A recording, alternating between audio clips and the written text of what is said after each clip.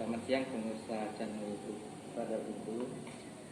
Hari ini kita bersama Pak Gubernur Bengkulu, Dr. Haji Rohidin Mersah, di mana beliau ini kemarin sudah mengeluarkan kebijakan terkait surat edaran kegiatan belajar mengajar tatap muka di sekolah, khususnya untuk tingkat SMA, SMK, sederajat. Mungkin di sini banyak masyarakat Provinsi Bengkulu yang bertanya-tanya, kenapa surat edaran kegiatan belajar mengajar tatap muka itu baru sekarang diterbitkan oleh Gubernur kita Pak Rohidin, dan apa yang menjadi latar belakang surat edaran itu diterbitkan. Mungkin bisa langsung kita tanyakan sama Pak Gubernur. Gimana Pak, kenapa kemarin bisa keluar kebijakan surat edaran itu? Jadi pertama yang perlu kita sampaikan, jadi penetapan wabah pandemi COVID ini menjadi bencana non alam dunia atau bencana global atau WHO tidak sampaikan. Dan memang pemerintah Indonesia juga menetapkan ini bencana non alam nasional. Dan tentu ketika kita menyikapi membuat sebuah kebijakan, pasti kita akan mengikuti bagaimana arah kebijakan nasional. Nah, awal tahun 2021 kita melihat beberapa kebijakan yang sudah dikeluarkan oleh pemerintah atau pemerintah pusat untuk kita patuhi secara bersama-sama di 3 provinsi dan kabupaten kota, sehingga kita melakukan evaluasi dulu terhadap kondisi wabah yang terjadi. Pertama dari sisi wabah yang kita lihat, pertama kondisi pemetaan kejadian wabah di Bengkulu dalam konteks nasional. Ini kan ada kategori tinggi, sedang, rendah. Nah, hasil evaluasi BNPB, posisi wabah di Bengkulu tingkat kejadian termasuk kategori rendah. Nah, kalau ada yang dalam bentuk warna, kan ada yang warnanya sampai hitam, merah, orange, kuning, dan hijau. Bengkulu itu termasuk kategori kuning. Dan bahkan beberapa kabupaten di Bengkulu ini termasuk kategori hijau. Dan memang tingkat kejadian kasus positif sekarang turunnya drastis sekali, mulai terkendali. Kemudian angka kesembuhan kita sudah pada angka 93%, juga angka kematian juga di bawah rata-rata nasional, angka kesembuhan di atas rata-rata nasional. Artinya kondisi wabah ini 1-2 bulan terakhir itu mulai landai dan mulai terkendali. Itu satu sisi. Nah, evaluasi kita sangat komprehensif ya. Jadi ketika belum mendapatkan angka-angka seperti ini, tentu kita belum akan mengambil kebijakan-kebijakan lain terkait dengan bagaimana misalnya kegiatan aktivitas sosial masyarakat. Karena persoalan pertama adalah kejadian penyakit atau kejadian wabah. Nah, di sisi lain kita melihat fakta pertama. Ada SKB 4 menteri yang dikeluarkan antara Menteri Pendidikan dan Kebudayaan, Menteri Agama, kemudian Menteri Kesehatan dan Menteri Dalam Negeri yang menyatakan diperbolehkan sekolah tatap muka, yaitu kan di berbagai daerah di Indonesia tetap dengan mengedepankan protokol kesehatan yang sudah sangat rinci di SKB aturannya, ya sangat rinci, aku sekali yang harus kita patuhi bagi daerah-daerah yang termasuk kategori zona kuning atau zona hijau. Nah itu Bengkulu kan masuk. Kemudian yang kedua, kita sudah melakukan sebuah survei menyeluruh di Provinsi Bengkulu. Itu hasil survei kita kepada para orang tua dan siswa yang mereka ditanyakan apa menghendaki sekolah tatap muka atau belum, tentu dengan penilaian-penilaian para orang tua dan masyarakat. Hasil survei kita 2 kabupaten itu 100% menghendaki agar dilakukan sekolah tatap muka, itu Kabupaten Lebong, Kabupaten Salah, dan Kabupaten Sleman. Nah sementara kota dan kalau tidak salah 7 kabupaten yang lain itu di atas 95% menghendaki sekolah tatap muka. Ini fakta dari orang tua. Kemudian yang kedua, kita ini akan dihadapkan anak-anak kita peserta didik ini dalam waktu dekat akan ujian akhir nasional. Nah ini sudah 1 tahun mereka yang tidak bersekolah. Nah ini juga jadi bahan pertimbangan kita yang depan. Nah ini kan diharapkan sebelum ujian nasional kan ada dulu tatap muka kemudian materi intelijen. Kemudian yang ketiga kita juga melihat fakta di lapangan bahwa proses belajar online ini memang kalau untuk di kota-kota ya lumayan efektif. Artinya paling tidak itu masih nyambung lah informasi dari guru kepada siswa. Tapi bagi daerah kecamatan pinggiran kabupaten, sinyal tidak ada, handphone nggak punya, mereka tidak ada belajar online. Saya keliling dan menemukan fakta itu. Bahkan mereka itu cuma suruh datang ke sekolah 1 kali seminggu, datang ke sekolah ngambil tugas, dikerjakan di rumah, seminggu kemudian mereka disuruh mengumpulkan ke sekolah. Saya kira ini sangat tidak efektif, sehingga suasana atmosfer belajar itu betul-betul sekarang surat edaran itu sudah diterbitkan. Maka saya dulu, maksud saya biar lengkap betulnya. Dasar keempat apa? Sekolah-sekolah kejuruan ini memang menghendaki tatap muka. Karena tidak mungkin kalau sekolah praktikum itu akan dilakukan secara online. Termasuk SLB yang paling banyak. Anak-anak SLB itu yang berkebutuhan khusus tidak mungkin disampaikan secara online. Dan lagi-lagi fakta yang lain lagi apa?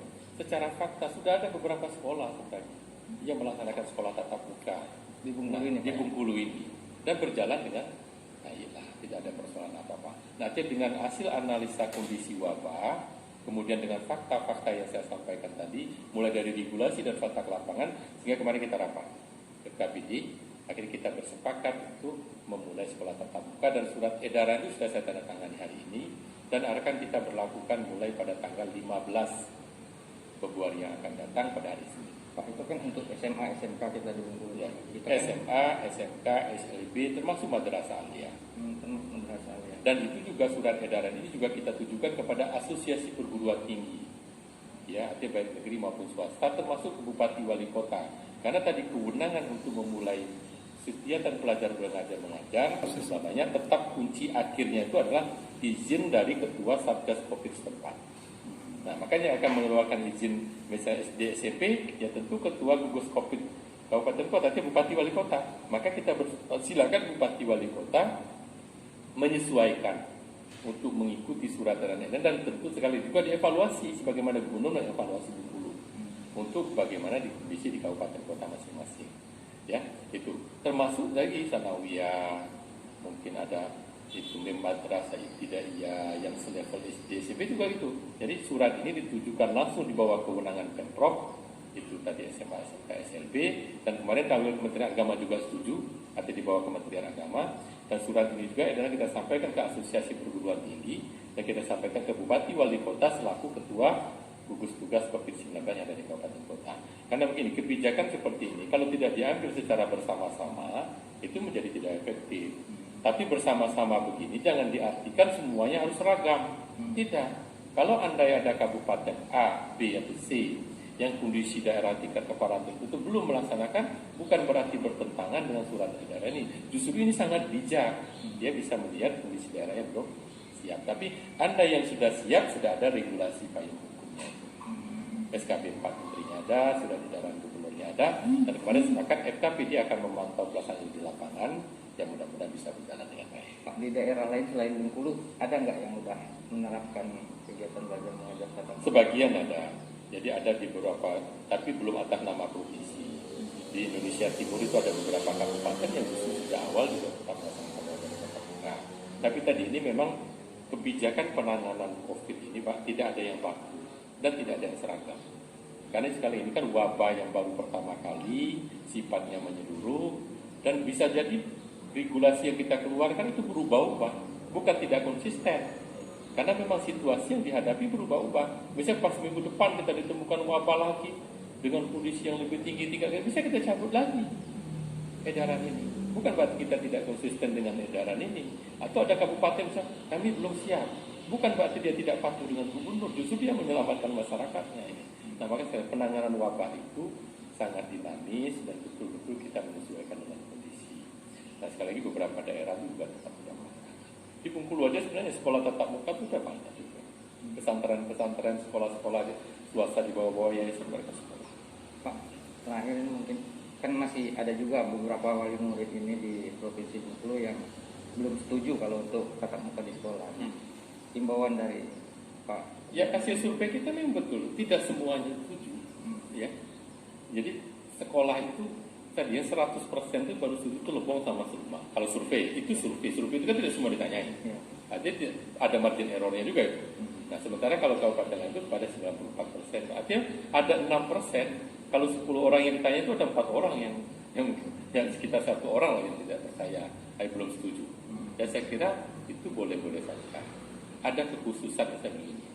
Ada anak memang dengan penyakit bawaan sudah lama, mungkin sakit jantung, mungkin sakit apa dan tidak. Nah, anak seperti ini dalam dirinya dia punya kekhususan juga, jadi diperbolehkan untuk tidak sekolah. Jadi satu anak-anak yang punya kekhawatiran anak ini lemah di sini. Jadi walaupun sudah boleh sekolah tatap muka, anak yang seperti ini boleh tidak sekolah. Atau orang tua yang begitu khawatir kalau anaknya udah anaknya nggak usah, tapi yang 90% ini di sekolah. Gitu. Jadi sekali lagi jangan yang kecil, yang sedikit itu dipertentangkan sehingga mengorbankan yang lebih besar. Sekali lagi kalau 96% itu artinya itu apa? 1 orang dari 10 orang yang berusia. Ya 1 orang siapa tahu ditanya memang anaknya lemah, kondisi anaknya sakit. Nah dalam kondisi wabah dia boleh nggak sekolah. Pak, penekanan untuk pihak sekolah sendiri saat KBM ini diterapkan nanti gimana Pak? Maka itu protokol kesehatan sangat tinggi pertama. Jadi memang kesiapan kepatuhan terhadap misalnya penyiapan tempat cuci tangan. Kemudian yang kedua itu tetap pakai masker. Kemudian kapasitas ruangnya yang harus maksimum 50%. Nah maka akan kita coba itu berbagi hari. Dan selalu saya sampaikan misalnya Senin Selasa itu kelas 10. Kalau SMA SMK kan gitu. Rabu Kamis kelas 11. Jumat Sabtu kelas 12 sehingga itu cuma 30%, berarti kan 35% maksimum. Nah sehingga akan sangat longgar kondisinya itu. Nah siapkan cuci tangan, anak-anak tetap pakai masker. Saya kira ini kita lihat nanti sambil berjalan. Dan sekolah saya ingin pastikan harus disiapkan kondisi itu dan nanti akan kita pantau dengan Satgas pemantauan COVID. Itu Pak, mungkin itulah yang bisa dijelaskan oleh Pak Gubernur kita untuk seluruh warga masyarakat di Provinsi Bengkulu sejak hari Senin nanti Pak ya, Tanggal 15. tanggal 15 nanti. Ya kita harapkan sudah bisa berjalan secara bertahap.